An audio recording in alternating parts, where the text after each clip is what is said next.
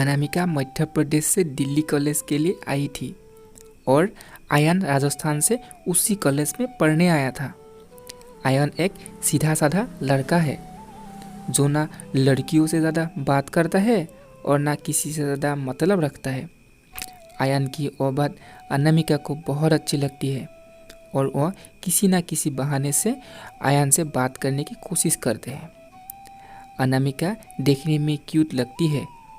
कुछ ही समय में आयान और अनामिका की दोस्ती हो जाती है। आयान धीरे धीरे अनामिका को पसंद करने लगता है।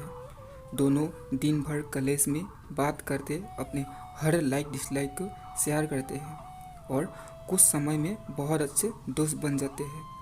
आयान की लाइफ में पहले कभी लड़की नहीं आए थे, जबकि अनामिका के पहले दोस्त थे और वो सबसे बात करते हैं। आयान को वो पसंद नहीं था। एक दिन बातों ही बातों में आयान अनामिका को अपने दिल की बात बता देती है। अनामिका उससे एक दिन का वक्त मांगती है और कहती है मैं कल तुम्हें इसका जवाब दूंगी।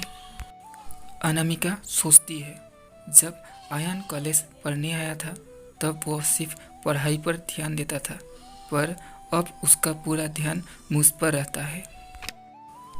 अगर मैं उसकी गर्लफ्रेंड बन जाऊंगी तो वो पढ़ाई भूल जाएगा और मुझ में ही लगा रहेगा। यही सब ख्याल अनामिका के मन में होते हैं और दूसरे दिन अनामिका आयान को मना कर देती है और कहती है मैं तो तुम्हें बस अपना दोस्त मानता हूँ, बस उससे ज़्यादा कुछ नहीं। मैं यहाँ पढ़ने आया हूँ और कुछ करने नहीं। तुम चाहो तो मेरे दोस्त रह सकते हो। आयान दोस्ती के लिए मना कर देते हैं और अनामिका को बहुत समझाता है, लेकिन अनामिका कुछ नहीं सुनती। आयान को वह बात बहुत बुरी लगती है और वो अनामिका से बात करना बंद कर देते हैं। कुछ दिन कॉलेज भी नहीं जाता है। अब अनामिका को भूलकर पूरा ध्यान पढ़ाई में लगाता है और ना किसी से ज़्यादा बात करता है और ना मतलब रखता है। देखते देखते कॉलेज बीत जाता है और सब अलग अलग हो जाता है। आयान कॉलेज में टॉप कर जाता है और सबसे पहले नौकरी पा लेता है। 2-3 साल बीत जाते हैं। ना आयान को अनामिका का पता चलता है और ना अनामिका को आयान का कुछ पता रहता है। जब आयान पहले दिन ऑफिस जाता है तो उसे पता चलता है अनामिका उस ऑफिस में उसकी जूनियर है। वह उस पर बिल्कुल भी ध्यान नहीं देता है और काम में ही लगा रहता है। आयान अपनी कंपनी छोड़कर एक नई कंपनी में ज्वाइन करता है जिसमें उसकी पोस्ट पहले से बहुत अच्छी और पगार दुगनी रहती है। कुछ दिनों ऐसा ही चलता है, पर दोनों एक दूसरे को पहले से जानते थे और एक दिन दोनों को एक प्रोजेक्ट के लिए साथ में बाहर जाना पड़ता है। प्रोजेक्ट के बाद ना चाहते हुए भी आयान और अनामिका की बात होने लगती है। अनामिका आयान को समझाती है आखिर उसने उसको मना क्यों किया था। आयान को अनामिका की बात समझ आ जाती है और दोनों में गहरी दोस्ती फिर से हो जाती है। पूरे ऑफिस में दोनों की दोस्ती के सर्च होने लगते हैं। आयान सीधा साधा लड़का रहता है, उसको ज़्यादा कुछ समझ में नहीं आता है। आयान कुछ समय बाद अनामिका को डिनर पर ले जाकर फिर से प्यार का इजहार करता है।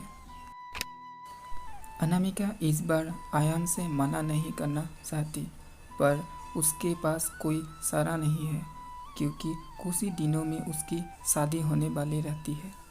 अनामिका आयान को अपनी शादी की बात बताती है। इस बार आयान का दिल पूरी तरह टूट जाता है। वह बिना कुछ कहे वहाँ से चला जाता है।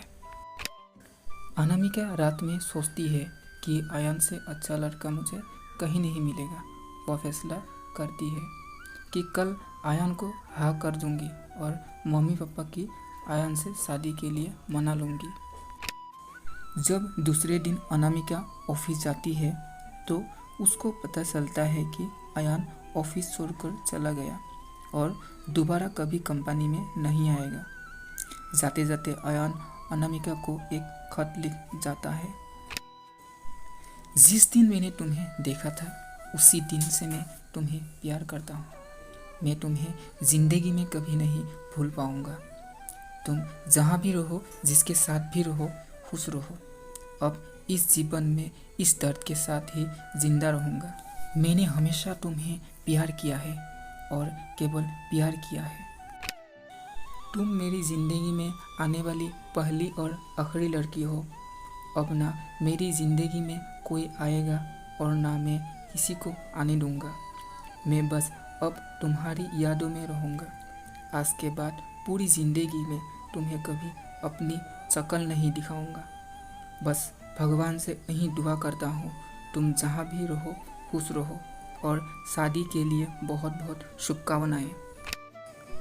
अनामिका आयान को खोजने की बहुत कोशिश करती है, पर कई साल के बाद भी उसको आयान नहीं मिलता और वो अपने माँ बाप की पसंद के लड़के के साथ शादी कर लेती।